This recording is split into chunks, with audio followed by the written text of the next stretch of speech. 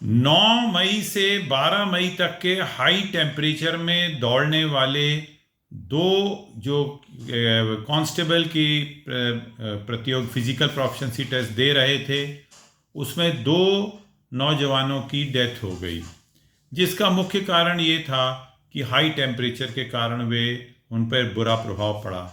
इसी प्रकार high temperature के कारण सभी की प्रदर्शन पर विपरीत प्रभाव पड़ा, और जिन्होंने 9 मई से 12 मई तक फिजिकल प्रोफिशिएंसी टेस्ट में अपीयर होने के लिए जिनको तारीख मिली थी, उनकी परफॉर्मेंस अच्छी नहीं रही।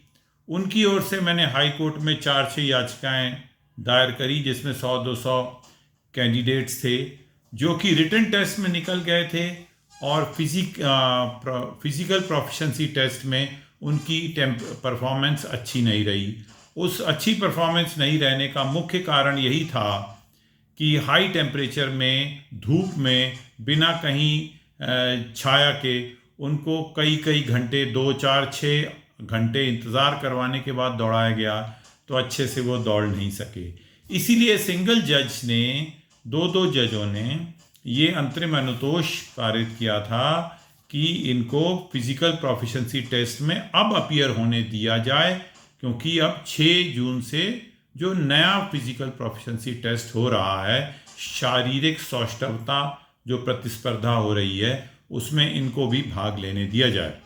ये जो अंतरिम अनुतोष आप लोगों को मिला था, इसके खिलाफ मध्य प्रदेश शासन ने डिवीजन बेंच में एक अपील करी थी।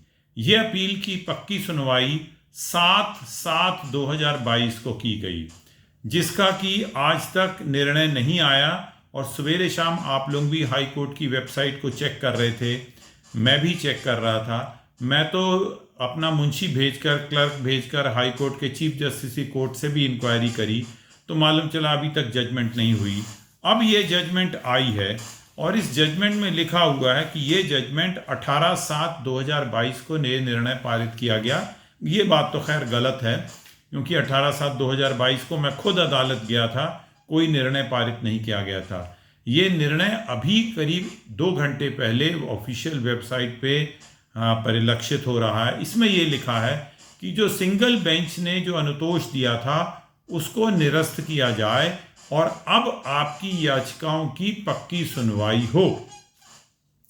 हाई कोर्ट के डिवीजन बेंच ने ये भी बोला है कि अब आवेदन लगा के याचिकाकर्तागण ये प्रयत्न कर सकते हैं कि सिंगल बेंच में उनकी पक्की सुनवाई जल्दी से जल्दी हो। अब ये जो निर्णय है इंटरिम रिलीफ सेट असाइड करने का, इसके मुख्य 2 कारण बताए। पहली बात तो ये कि ये इंटरिम रिलीफ हमने क्लेम ही नहीं करी। जब क्लेम ही नहीं करी तो हमें कैसे मिल सकती है। दूसरा कारण बताया कि ये इंटरिम रिलीफ नियमानुसार नहीं है, क्योंकि नियमों में ऐसा दूसरी बार दौड़ने देने का प्रावधान ही नहीं है। ये दोनों बातें जो डिवीजन बेंच ने अपने निर्णय में कही, एकदम गलत हैं। मैंने अदालत के सामने स्पष्ट रूप से बहस करी थी कि मैंने इंटरिम रिलीफ क्लेम करने के लिए एक अलग से आवेदन लगाया था, जिसका IA नंबर 7326/2022 है, जो कि रिट पिटीशन नंबर 11972/2022 में आप भी जाके चेक कर सकते हैं। इसमें स्पष्ट मैंने आवेदन में लिखा हुआ है कि respondents direct the respondents to permit the petitioners to provisionally appear in the physical proficiency test which is to be held in June 2022।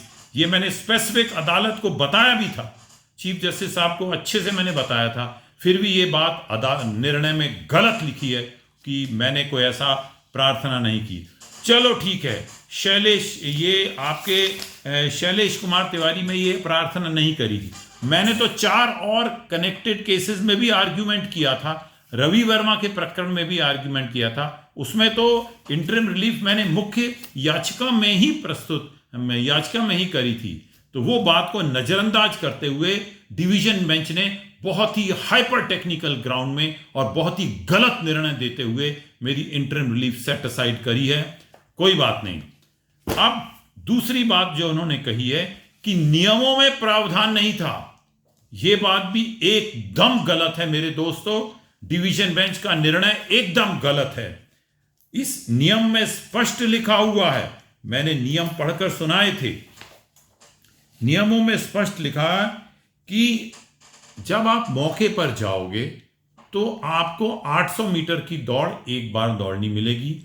गोला फेंक, भाला फेंक के 3-3 अवसर मिलेंगे जब आप मौके पर जाओगे। ऐसा नहीं कि पुनः आपको मौके पर नहीं बुलाया जा सकता है। एक बार जो दौड़ गया उसको किसी भी परिस्थिति में नहीं फिर से बुलाया जा सकता।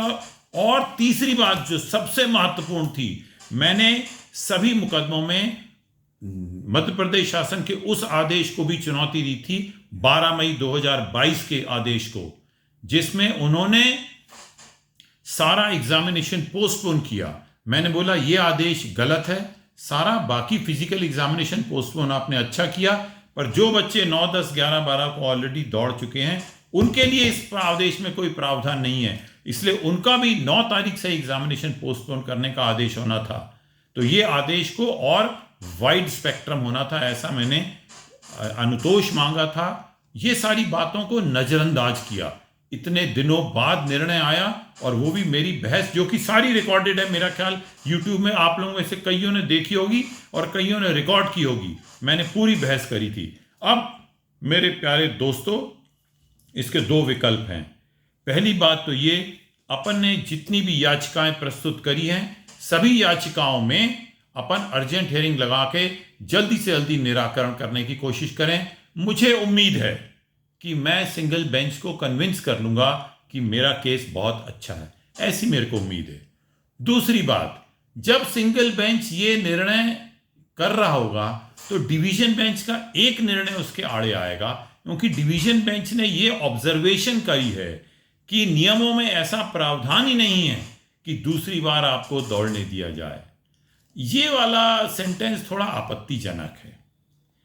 अच्छा, मुख्य जजमेंट शैलेश कुमार तिवारी में हुई है, बाकी जजमेंट्स तो कैजुअल हैं कि हमने शैलेश कुमार तिवारी में मुख्य जजमेंट दे दी है, उसी के अनुसार ये अपीलें भी मध्य प्रदेश शासन की स्वीकार होती हैं। गलत, क्योंकि इस प्रकरणों में मैंने जो प्लीडिंग्स थी वो डिफरेंट थी। प्रेयर क्लॉज जो इंटरम रिलीफ जो बाद में इसमें आइए लगाया था, जो कि जज साहब ने नहीं देखा, जो कि मैंने स्पेसिफिकली उस वक्त भी बहस के पॉइंट आउट किया था, वो सारी बातें उसमें मैंने याचिका में ही समावेश करी थी। और आदेश 12/5/22 का आदेश भी चुनौती दिया था।